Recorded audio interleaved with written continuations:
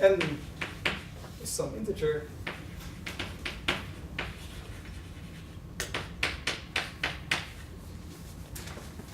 So now I believe that it is just a characteristic of f which doesn't divide n.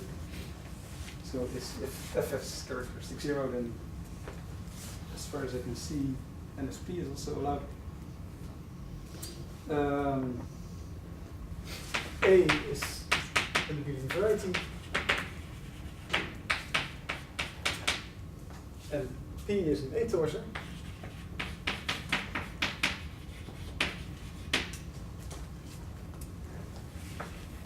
Then A is just preparation for part B.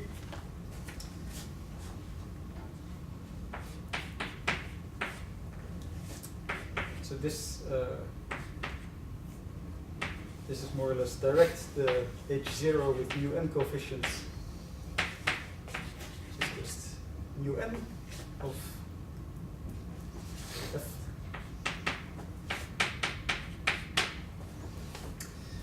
This is just because P is projective and is proper and geometrically connected. H1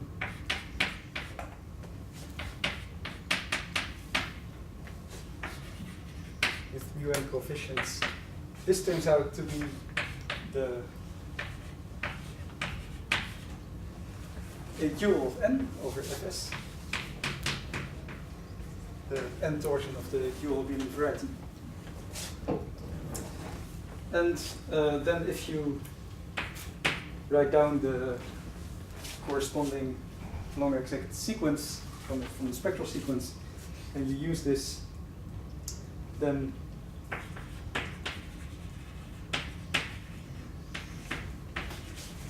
what you get is a canonical exact sequence of which we'll just need the rightmost part. So this will vanish, and then it looks like H2 F mu n, H2 P mu n,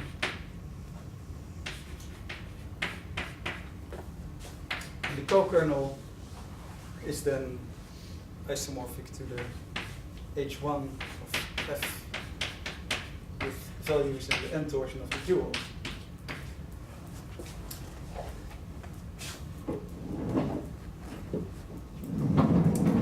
And in particular, the group that we get as quotient doesn't depend on the choice of torsor. Of course, for different torsors you get different groups here, and these might be non-isomorphic, but something that will be needed later is that the here I also should put a 1, where this has the same meaning as before, so the things that are killed when you go to the H2 of P over the separable closure. And then this quotient is independent of the choice. It's canonically isomorphic to this thing, which is independent of P.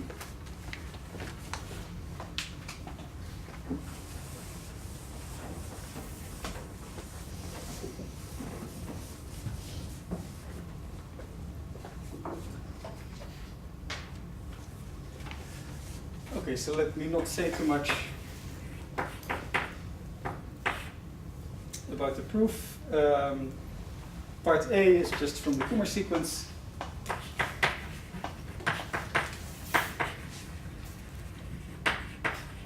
So the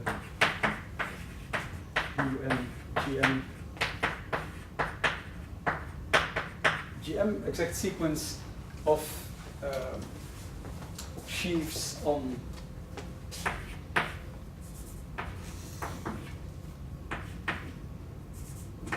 EFS. And then the second part is again the spectral sequence. Hochschild-Serre spectral sequence. And then, yeah, if you have seen this before, then it's not difficult to see that you get this. Okay,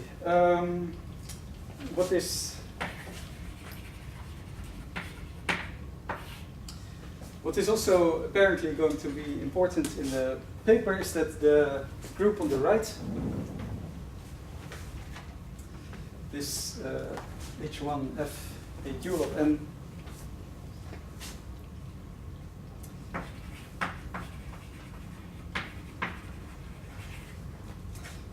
so this is at least the interpretation of thinking about this H1 on the right, is that you have a map from the X2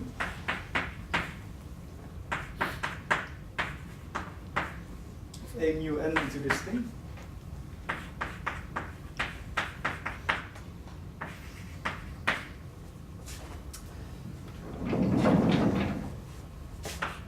So these are just mu n gerbs.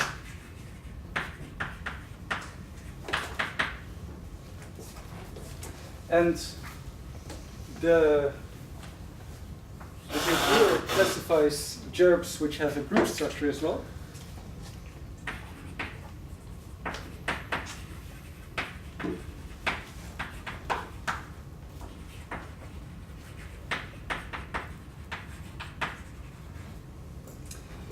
And it turns out that this map is injective. That is something which is not true for GM coefficients, but which you can prove with mu n coefficients. And you can say exactly what the image is. They are the gerbs that become trivial again if you move to the separable closure of F, and that are also trivial when you're strict to the origin of A.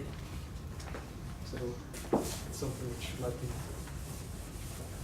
Sorry, Peter. What's the group structure on a gerb? What is a group structure on a gerb? So the maybe for this I should.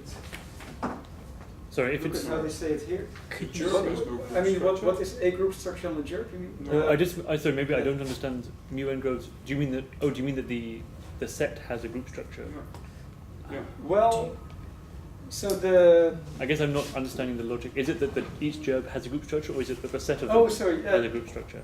Each gerb has a group structure. So Okay. at least, what they write here is just the elements of the abelian group X2 A GM, but I believe whenever they say GM,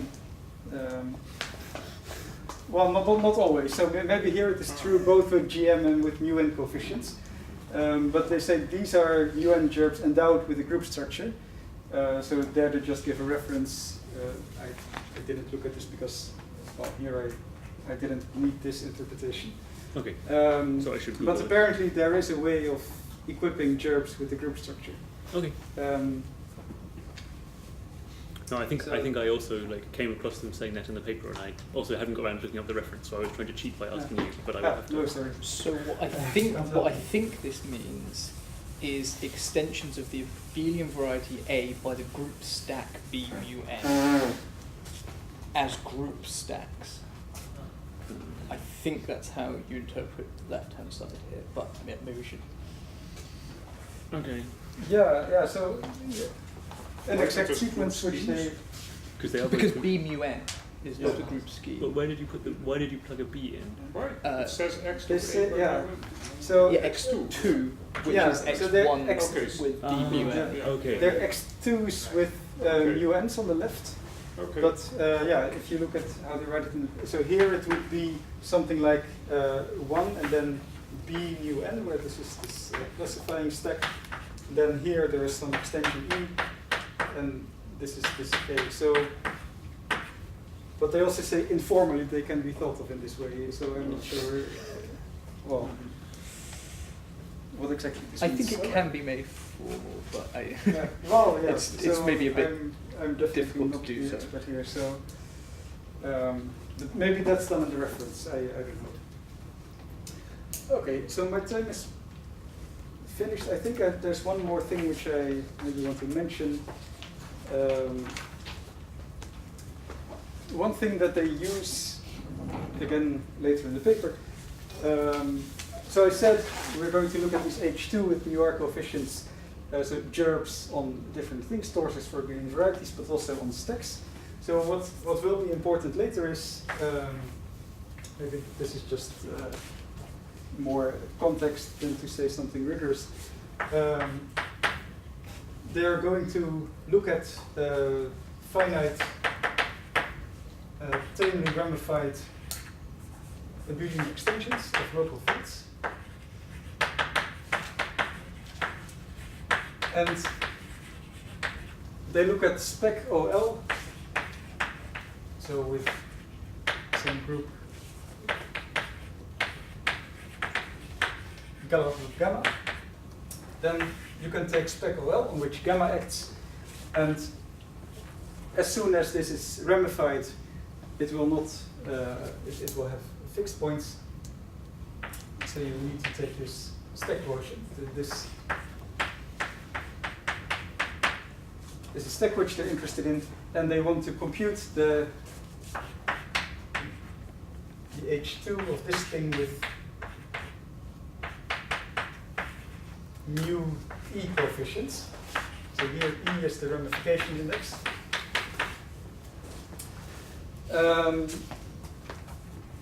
And so there's a interesting diagram. So they have a, so on the generic fiber, this is, so this quotient is just spec F, and after base change to the generic fiber, this becomes the E torsion of the Brouwer group of F. So which then of course is, via the invariant map, it's the E torsion in Q mod Z. But they also need a completely different way of computing this Brouwer group, and this is really via the interpretation as gerbs. They have a way of attaching to a gerb on XL of F, so an element of this. They attach an element of the H1 of this inertia stack.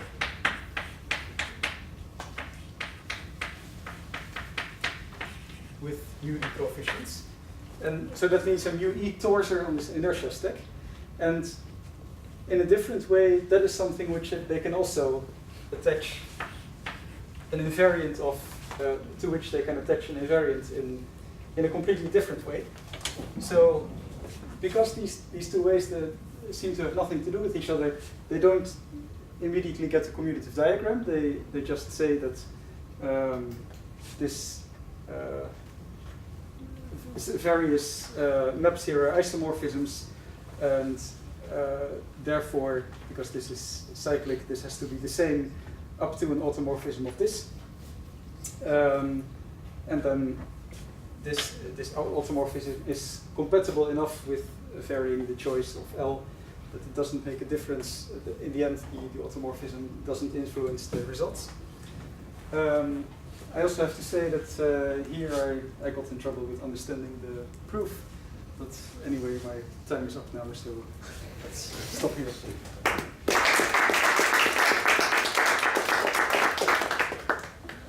Thank you very much. Are there any questions or any more questions?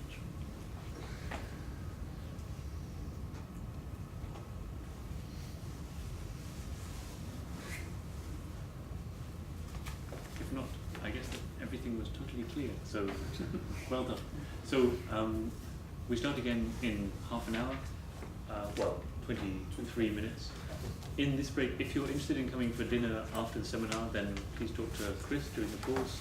Our aim is to be fairly brisk because people will need to get back to various places. Okay, so thank you again.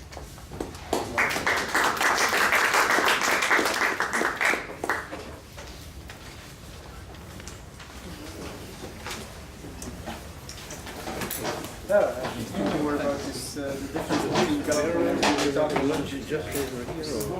Dinner. Pretend that over We're going to go to somewhere kind of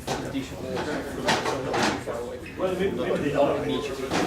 imagine how comfortable it is when everything is like. So I was thinking there's a place studio. Then it feels percent. Yeah. Yes. Yeah. But maybe they're not. Yeah, but we do need. So I thought I'll just assume that they're the same. Oh, okay, yes. For some things you need them as gamma modules, and for other things you need them as schemes. If you, I think if you want this, then you really want A to be a scheme. Well, sorry, no, sorry. Oh, I should pause this thing. Sorry.